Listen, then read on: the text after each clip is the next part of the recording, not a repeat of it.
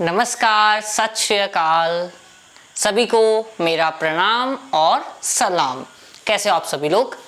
इस समय हम लोग क्लास 10th की सीरीज तैयारी जीत की कर रहे हैं, जहां पर हम लोग अभी तक एक चैप्टर केमिस्ट्री, एक चैप्टर फिजिक्स और एक चैप्टर बायो का खत्म कर चुके हैं। और इस समय हम लोग कर रहे हैं chapter number 2 of your chemistry, acid, basis and salt. इस चैप्टर के 2 पार्ट ऑलरेडी हो चुके हैं, एक पार्ट हुआ है, सॉरी। इनकेस आप लोगों ने अभी तक मिस किया है तो आप लोग यहाँ पे आई बटन क्लिक कीजिए, आपको अभी आप उस वीडियो को देख पाएंगे जाके। आज का सेशन हम स्टार्ट कर रहे हैं with the chemical properties of acid, basis and salt.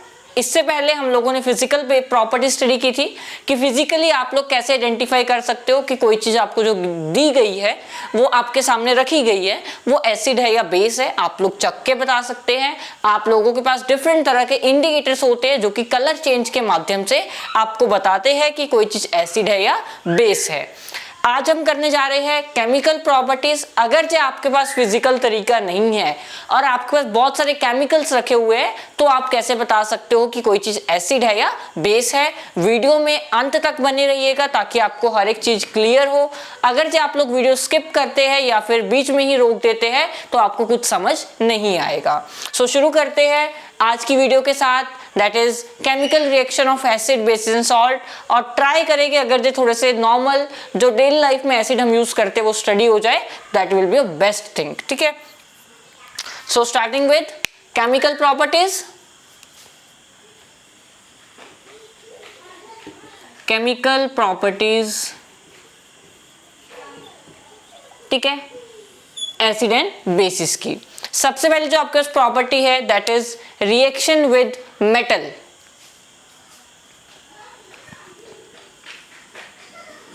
Reaction with metal कि अगर जो एसिड के बीच में आप मेटल डालोगे या बेस के साथ मेटल डालोगे तो क्या होगा। सबसे पहले हम एसिड के साथ करेंगे। एसिड और base plus metal, this is general equation, give rise to salt plus hydrogen gas का इवोल्यूशन आपको देखने को मिलेगा। अगर जो मैं किसी एसिड का एग्जांपल लूं, HCl में Zn डालूं तो आपको क्या मिलेगा। ठीक है, ये हो गया आपकी reaction of metal with acid. Then base give rise to plus hydrogen gas का evolution. So this is the first chemical property कि अगर जब आप किसी एसिड या बेस को मेटल के साथ रिएक्ट करते हो तो उसका सॉल्ट बनेगा प्लस साथ में हाइड्रोजन गैस इवॉल्व होगी। Now the thing question comes is how to test the presence of H2 को आप लोग कैसे टेस्ट कर पाओगे कि जो गैस निकल रही है वो हाइड्रोजन ही है या नहीं। सो क्या होगा, on bringing burning flame near the gas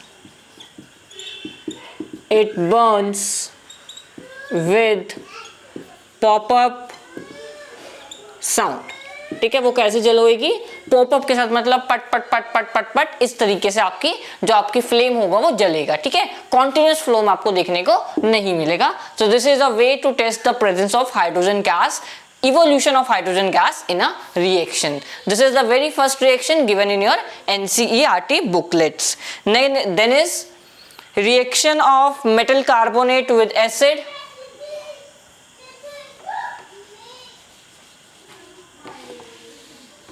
Reaction of metal carbonate with acid. So what will happen is अगर जो कोई भी आपका मेटल कार्बोनेट किसी एसिड के साथ रिएक्ट करता है तो एक तो सॉल्ट बनेगा, देन साथ में आपकी गैस तो निकलनी है और कार्बन डाइऑक्साइड एक एक्स्ट्रा गैस आ जाती है।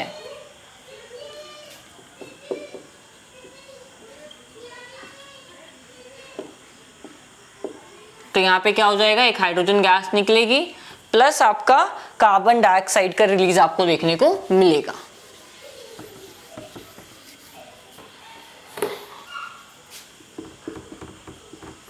This is with metal carbonate. Example ले लेते हैं एक, लेट अस से HCl कोई एक एसिड है, देन मेटल कार्बोनेट, हम लोग सोडियम का कार्बोनेट ले लेते हैं Na2CO3,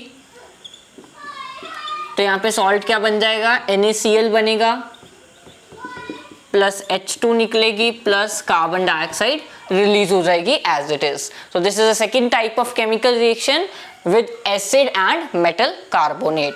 थर्ड आपको देखने को मिलेगी मेटल हाइड्रोजन कार्बोनेट के साथ, ठीक है, मेटल हाइड्रोजन कार्बोनेट के साथ देखने को मिलेगी। तो क्या होगा, बस H2O की जगह आपका H2 की जगह H2O निकल जाएगा, ठीक है।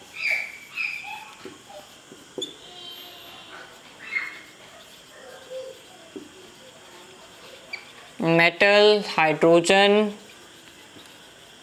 carbonate give rise to salt plus water plus carbon dioxide. Considering the same example, HCl plus NaHCO3 give rise to NaCl plus H2O plus CO2 का evolution होगा, ठीक है।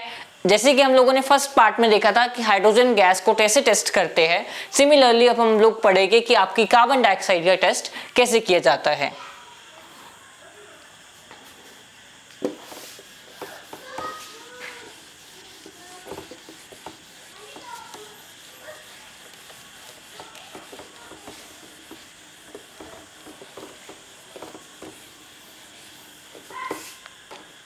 Okay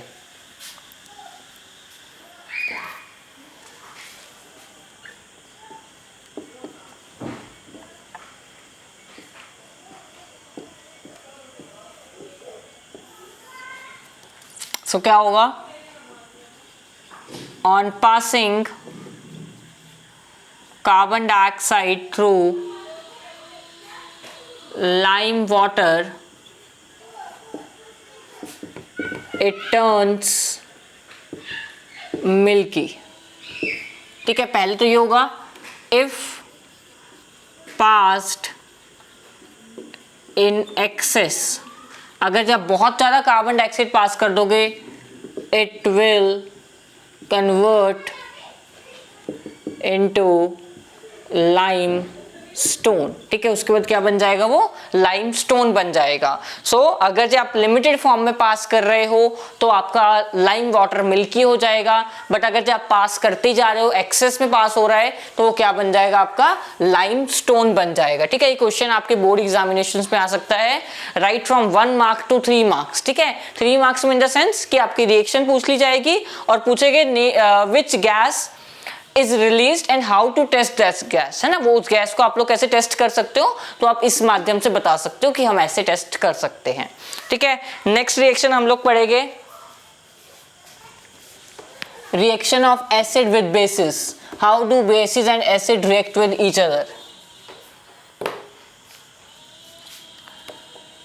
fourth reaction is acid plus base, ठीक है। तो अगर जे कोई भी एसिड लोगे आप प्लस बेस लोगे तो साथ में क्या बन जाएगा, आपका एक सॉल्ट बन जाएगा और हाइड्रोजन गैस इवोल्व होगी। एग्जांपल लेते हैं एक,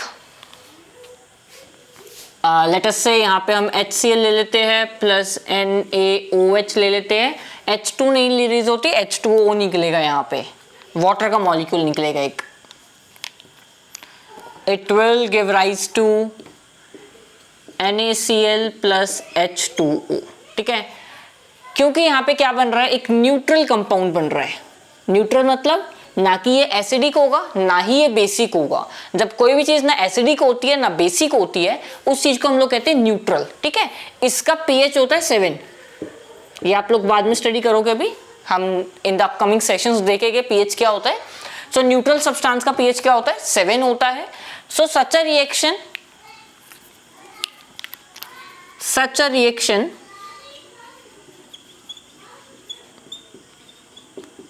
in which acid reacts with base to form neutral substance, bracket में लिख सकते हैं आप salt, is called neutralization reaction. ठीक है, इसे हम क्या कहते हैं? This is known as neutralization reaction कहते हैं। और ये इंपॉर्टेंट है, क्वेश्चन आता है what is neutralization example reaction, explain with the help of example. तो आपको डेफिनेशन लिखनी है और आपको एक रिएक्शन देनी होगी for support to support your answer. So this is all about your neutralization reaction. Then हम लोग पढ़ेंगे acid with metal oxide, reaction of acid with metal oxide. ठीक है, नेक्स्ट है reaction of acid with metal oxide, जहां पे again salt plus water देखने को मिलेगा आपको।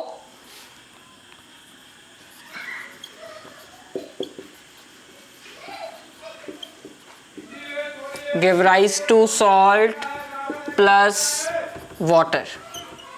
ठीक है, इसके अगर हम कोई सपोर्टिव से एक रिएक्शन लिखें तो HCl plus ZnO give rise to ZnCl2 plus H2O। So यहाँ से आपको ये सपोर्ट मिल जाता है that this is a valid reaction. ठीक है, इसके बाद हमारे पास है what do acid and basis have in common. Acid और बेस के पास क्या चीज कॉमन होती है? सारे एसिड्स को एसिड क्यों कहा जाता है और सारे बेसिस को बेस क्यों कहा जाता है? हाउएवर ये हम लोग पॉइंट पढ़ चुके हैं जब हम लोगों ने एसिड और बेसिस की डेफिनेशन देखी थी। वहां पे हम लोगों ने लिखी थी एक चीज, acids are the substances which produces H positive ions. तो यही आंसर होगा आपका कि एसिड्स के पास क्या कॉमन होता है? उन सब के पास क्या होता है? H पॉजिटिव आयंस होते हैं। जब वो पानी में डिसॉल्व होते हैं तो वो डिसोशिएट कर देते हैं अपने H पॉजिटिव आयंस को। और same is with base, base में हमने देखा था कि उनके पास कौन से होते हैं?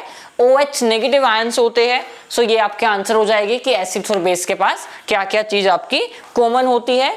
सो this is the next part of chapter. उसके बाद हमारे पास आएगा आपका एक क्वेश्चन आता है that why do we not add water in acid, है ना। हम लोग वाटर को एसिड में क्यों नहीं डालते, एसिड को पानी में क्यों डालते हैं? द रीजन बीइंग, अगर जो आप लोग वाटर को एसिड में पाओगे तो क्या होगा कि वो जो रिएक्शन होगी बहुत हाईली एक्सोथर्मिक हो जाएगी, बहुत ट्रेमेंडस अमाउंट ऑफ हीट निकलेगी। और जब बहुत ट्रेमेंडस अमाउंट ऑफ हीट निकलेगी तो हो सकता है कि जो आपका कंटेनर है वो ब्लास्ट हो जाए, है ना। सो टू प्रिवेंट दैट ब्लास्टिंग हम लोग क्या करते हैं कि हम लोग हमेशा पानी पहले भर लेते हैं बीकर में एंड देन धीरे धीरे एसिड ऐड करते हैं ताकि डाइल्यूशन आराम से होती रहे। ठीक है, सो दैट इज व्हाई हम लोग कभी भी एसिड को पानी में नहीं डालते, हमेशा पानी को एसिड में नहीं डालते, हम लोग पानी में एसिड ऐड करते हैं। ठीक है, इसके बाद नेक्स्ट हमारे पास आता है व्हाट आर अल्कलीज। अल्कली क्या होते हैं? अनदर इंपॉर्टेंट क्वेश्चन जो कि बहुत ज्यादा स्किप करते हैं हम लोग, पढ़ाई करते हुए ध्यान नहीं देते। एक स्पेशल सीक्रेट से बॉक्स में दे रखा है आपके एनसीईआरटी में अल्कलीज के बारे में। क्वेश्चन कैसा आता है? क्वेश्चन लिख के दिखाता हूं पहले आपको मैं कि आपके क्वेश्चन क्या पूछा जाएगा एग्जाम्स में। So question will be like all alkali are bases but all bases are not alkali। Comment या फिर जस्टिफाई द स्टेटमेंट, ऐसे क्वेश्चन आता है। सो क्या होगा इसका answer? alkali are the bases, alkali are the bases which are soluble in water. However, all the bases are not soluble in water. So that is why all alkali are bases but all bases are not alkali. So this is a support to your question. ठीक है, so आप लोग ये answer लिख के आओगे तो आपको फुल मार्क्स मिल जाएंगे. So that's all for the day. हम लोग पीएच स्टार्ट करेंगे फ्रॉम अ नेक्स्ट सेशन जो कि कल होगा मोस्ट प्रोबेबली. वहां पे हम लोग पीएच पूरा खत्म कर देंगे, पीएच क्या होता है, देन डेली लाइफ में पीएच के क्या इंपॉर्टेंस है, वी विल कंप्लीट दैट. देन उसके बाद हम लोग सॉल्ट शुरू करेंगे. मोस्ट प्रोबेबली 4 से 5 सेशंस में ही आपका चैप्टर क्या हो जाएगा, खत्म हो जाएगा. So that's all for the day. Also guys, अगर जो आप लोग 9th क्लास के एक्सपेरिमेंट स्टडी करना चाहते हैं या फिर आपको कोई नियर डियर वंस है जो कि 9th क्लास में है और आप चाहते हो कि वो भी स्टडी कर पाए अच्छे से, तो you can visit to our another channel tutor.com, जहाँ पे इस समय हमारी एक्सपेरिमेंटल सीरीज भी लाइव है. हम लोग सब कुछ एक्सपेरिमेंट्स के माध्यम से पढ़ा रहे हैं वहाँ पे, और थियोरेटिकल सेशंस इसी प्रकार के अवेलेबल है. सो आप जाके अभी सब्सक्राइब कर सकते हैं ताकि आपके पास उस चैनल की भी नोटिफिकेशन टाइम टू टाइम आती रहे. Thank you.